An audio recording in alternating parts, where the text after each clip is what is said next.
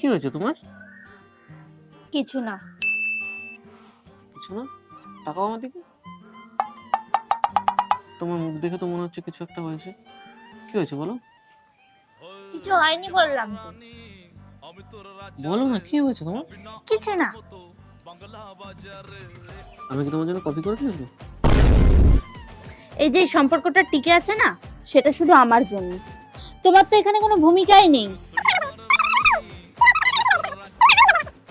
যাও তো যাও, যেখানে খুশি সেখানে যাও।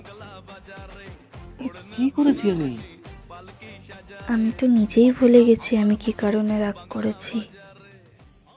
কি বলবো? I am sorry.